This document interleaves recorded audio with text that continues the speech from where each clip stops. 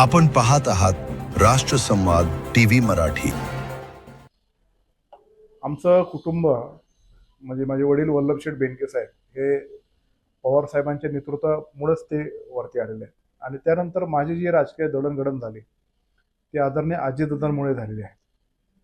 दोन पक्ष वेगळे झाले याचं वाईट मला खूप वाटलं होतं आणि निवडणुकीनंतर माझा पराभव जरी झाला असला तरी मी पत्रकारांना तेच सांगत होतो की मला पराभवाचं वाईट वाटत नाही, पण हे दोघं जण वेगळे त्याचं वाईट वाटतं। ते एकत्र आले त्याचा मला आनंद आहे आणि ते कुठेतरी आता एकत्र येण्याचं चिन्ह दिसून येत होते आणि त्यात अशी दुर्दैवी घटना घडली त्याच्यामुळं आमच्यावर खूप मोठ्या प्रमाणात प्रचंड दुःखाची ती छाया आहे। पण निवडणुकीचा काळ असल्यामुळे आम्हाला मैदानात उतरून पुढे जावंच लागणार आहे आणि भविष्यात निश्चितच हे दोन कुटुंब दोन पक्ष एकत्रित येऊनच पुढे जातील हा माझा विश्वास आहे। माझे वडील वल्लभशेठ बेनके साहेब जेव्हा त्यांचा मृत्यू झाला त्याच्या 2-3 वर्षापासून ते आजारी होते, पण त्यांच्या उपस्थितीमध्येच किंवा त्यांच्या काही छोट्याशा मार्गदर्शनामुळे ते जरी फिरत नसले तर मी माझ्या सहकाऱ्यांचं संघटनेच्या जोरावर मी तिथून तयार झालो। पण आज माझं जे काय आहे ते संपूर्णपणे 100% अजितदादांवरच अवलंबून होतं। अजितदादा ही माझी ताकद होती, माझ्या पाठीमागे ताकद नाही, ही माझी ताकद होती आणि दादा अचानकपणे गेल्यामुळे माझी ताकद संपलेली आहे आणि म्हणून आता पुढं काय करायचं हा माझ्या डोळ्यासमोर तरी एक खूप मोठा प्रचंड अंधार आहे आणि त्या अंधारातून वाट आता आम्हाला काढायला लागणार आहे। पण आता जिल्हा परिषदची निवडणूक आहे त्याला आम्ही सामोरं जाणारच आहे आणि विशेषतः मला जर दादांच्या प्रती जर आदरांजली व्हायची असेल तर मला अजितदादांनी हे जे आमच्या तालुक्यातले पॅनल उभं केले त्याचं प्रत्येक सीट मला निवडून आणायचं आणि पुढं जात असताना अजितदादांसारखा खमक्या नेता हे होणे नाही। विकास कामाची गती जी दादांची होती ती कोणीच करू शकेल असं मला वाटत नाही।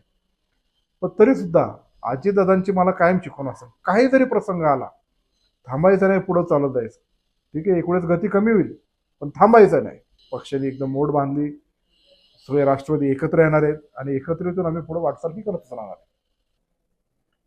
विशेषतः आमचा तालुका हा पवार परिवारावर प्रेम करणार आहे आणि दोन्ही उमेदवार राष्ट्रवादीचे असल्यामुळं आमच्यातच विभाजन झालं। आमचं विभाजन जर नसतं झालं तर 30-40 हजार मतांनी सीट निवडून आला असं अशी परिस्थिती झाली होती। ठीक आहे, निवडणुकीत जरी पराभव झाला तरी ताकद ही जी अजितदादांची माझ्या पाठीमागे खूप होती। पुढं चालणं मला तरी वैयक्तिक असं खूप मुश्किल असं वाटतंय, पण दादाची आठवण ही काय माझ्या मनात राहील, ती कधी विसरू शकणार नाही।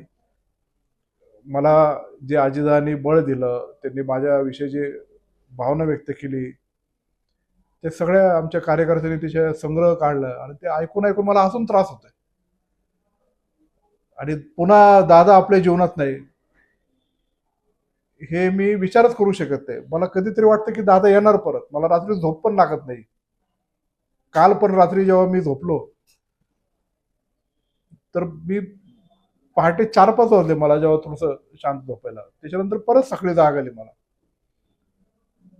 मी दादाचा अंत्यविधी करून रात्री 9:30-10ला इकडे पोहोचलो, पण पहाटे परत 3ला उठून मी बारामतीला गेलो। नाही म्हटलं मला माझ्या दादांपाशी जाऊ दे। अजूनही असं वाटतं की दादा येणार, बोलणार। मी आमच्या शेतावर जी माझी शाळा उभी केली त्याच्यामध्ये जी माझी एक खास केबिन होती मी स्पेशली दादांसाठी केलेली, पण दादा येऊ शकले नाही तिथं। आज पण मी सकाळी तिथे गेलो होतो माझ्या आजच्या मीटिंग आणि प्रेसच्या आधी की दादांना कुठं बसवायचं, कसे येणार, काय काय करायचं, दादांना काय आवडतं काय नाही आवडत, त्या सगळ्या गोष्टी मी तिथे केलेल्या आहेत। दादा परत येणार नाही ही भावना मनाला पटत नाही। मला वाटतं दादा येणार परत, दादा येणार, आमच्या शेतावर येणार, आमच्या घरी येणार, माझ्या पाठीमागे उभं राहणार, बाईची बोलणार, काही प्रचार नको करू दे पण दादा मला पाहिजे। काही ताकद नाही दिली तरी चालू, पण मला दादा पाहिजेच। सल्ला मला तसे अनेक दिलेत त्यांनी। मी ग्रामीण भागातल्या खेळाडूंचं सबलीकरण करत असताना त्यांनी मला पुणे जिल्ह्याचे कबड्डी असोसिएशनचा अध्यक्ष केलं त्यांच्या जागी त्यांनी मला महाराष्ट्र कबड्डी असोसिएशनचा अध्यक्ष केलं। फक्त ते तांत्रिक बाबी कोर्टात असल्यामुळे त्याचा निर्णय जाहीर होत नाही। पहिला सल्ला त्यांनी मला जो दिला होता ना, मी जेव्हा 2014ला निवडणुकीला उभा राहिलो, माझा पराभव झाला आणि नंतर आमची एक मीटिंग होती, तेव्हा दादा मला एकट्यात म्हणाले की ठीक आहे, तुला पुढे जर निवडणुकीला उभं राहायचं असेल तर तुला तिकीट मिळणार आहे असं तू समजू नको. तू जे काय कार्य करशील आणि लोकांमधून आवाज आला की अतुलच पाहिजे तर मी देईल, नाही तर देणार नाही. आणि दुसरं म्हणलं की तुझा स्पर्धक कोण आहे तिथं. मग विरोधी पक्षातले जे काही संभव असतील मी त्यांची नावं घेतली. ते म्हणले नाही, ते नाही स्पर्धक, तुझे स्पर्धक वल्लभ शेठ बेनके आहेत. त्यांच्यापेक्षा अधिकचं काम जर तू केलं तर ते लोक तुला स्वीकारणार नाही, तर कायम त्यांच्यावर तुलना करत राहणार. हा जो दादांचा मला सल्ला आहे, त्याला मी पण पवार साहेब नंतर जे काम केलं त्याच्यामुळं बारामती मला स्वीकारते.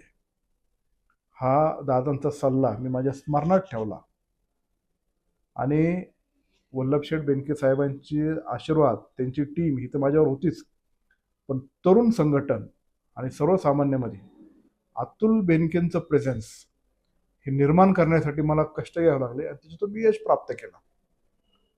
आता प्रत्येक गावोगावी गेले तर वल्लभ शेठचे कार्यकर्ते आहेत, तसे अतुल बेनके माझे पण लोक आहेत, मला जीवाबाचे असणारे लोक आहेत.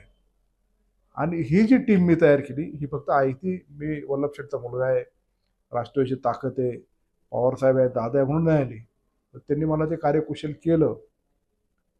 आजही जुन्नर तालुक्यातला विचार हे राष्ट्रवादी काँग्रेस पक्ष दुभंगल्यानंतर 80% लोक म्हणायचे की आम्ही साहेबांबरोबर जाणार आहे किंवा हे करणार आहे, कारण त्यांनी एवढं कळलं की त्यांची चूक नाही, त्यांची ती भावना आहे. पण माझी जी काही मतं 50,000 पर्यंत पडली हे अजितांच्या जोरावर, त्यांनी जो मला सल्ला दिला होता की तुला असं करायला लागेल तुझं येते, त्याच्या जोरावरती मला मतं मिळाली असं मला वाटतं. म्हणून दादांचा हा जो सल्ला आहे हा कुठल्याही प्रकारे आपण पुढे जात असताना कुठल्या नेत्याच्या जीवावर नाही, कुठल्या पक्ष संघटना आयती तुमच्या ताब्यात आले म्हणून नाही, पण तुला तुझं कष्ट करून काम करून पुढे जावंच लागणार. एक गोष्ट त्यांनी मला सांगितली, कुठलेही मोठे जाहीर कार्यक्रम केले, अजूनही तू काय करत राहिला तर तुला प्रसिद्धी नक्की मिळेल, पण लोकप्रियता मिळणार नाही. लोकप्रियता पाहिजे असेल तर तुला ग्राउंड लेवलला जाऊन त्यांच्यामध्ये समोरच होऊन कष्टच करावे लागणार आहे. हा दादांचा सल्ला आहे आणि हा दादांचा सल्ला आम्ही माझे अंगीकरण करून भविष्यातली वाटचाल ही करणारच आहे.